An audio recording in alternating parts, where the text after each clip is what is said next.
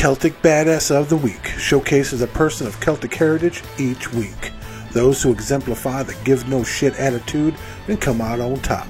They may come from our past or our present, but rest assured they come from all walks of life and legend.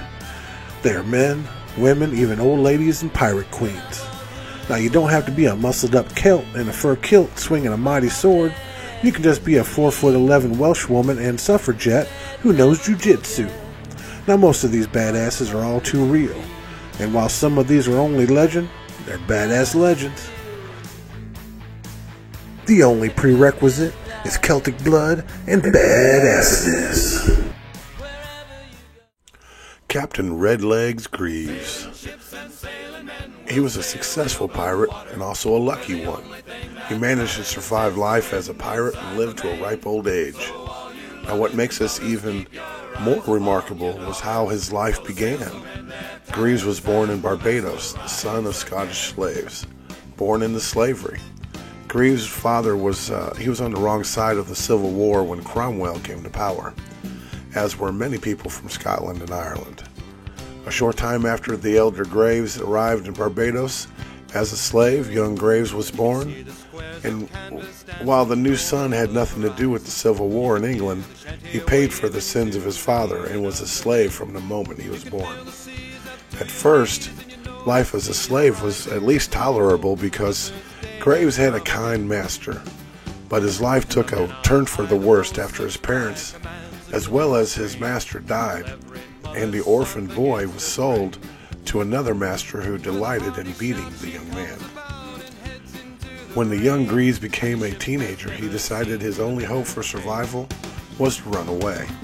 So one night he swam across Carlisle Bay in an attempt to find his freedom.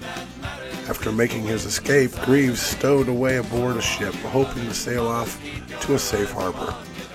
But this fledgling badass unfortunately got on the wrong ship. It belonged to a notorious pirate known as Captain Hawkins. Now Hawkins was known throughout the Caribbean as an unusually cruel captain who found joy in torturing his captives and mistreating women. He rarely offered quarter to ships he attacked and was feared by even his own men. The only reason his crew remained loyal to him was because he had a knack for finding pirate booty. Now, once Hawkins found Greaves stowed away on his ship, he gave him the option of signing the ship's articles, becoming a part of the ship, or being shot. Now Greaves would have probably signed the articles without the threat, but once driven to the call of piracy, Greaves took to the life of like he was meant for it.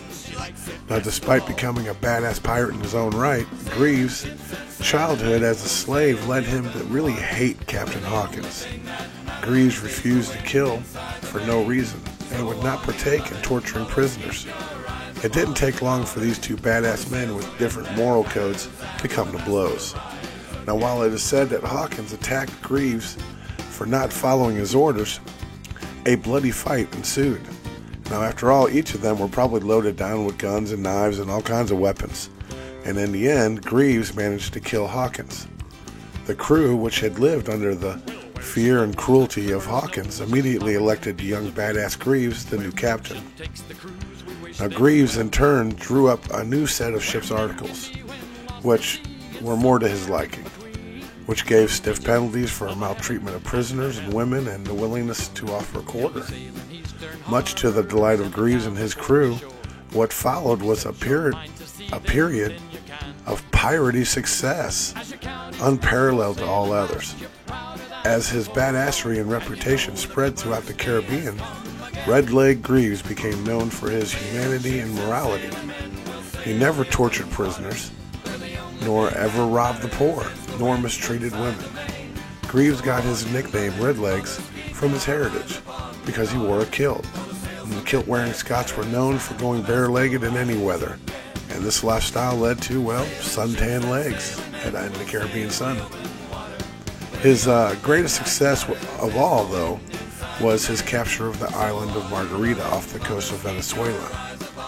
Now, on this occasion, after capturing the Spanish fleet, he turned the guns of their warships against the forts, which he then stormed. and was rewarded by a huge booty of pearls and gold. And was true to form. He didn't sack the town or rape or torture the Spaniards. He just took the money and ran.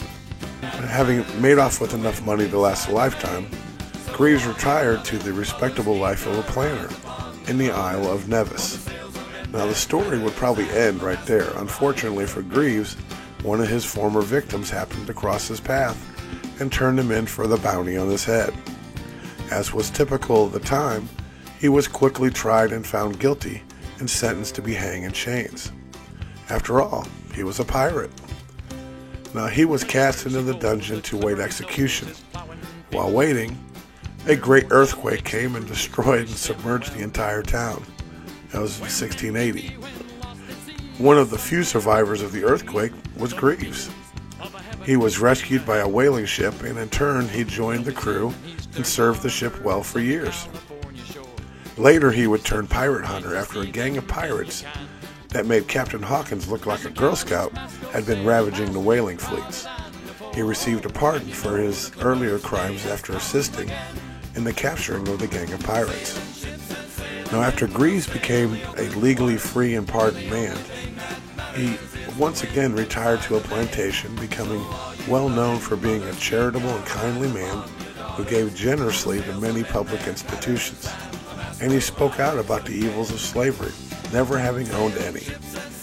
Now when Greaves died of old age, he was universally respected and missed by all in his community, which in my terms makes him a badass.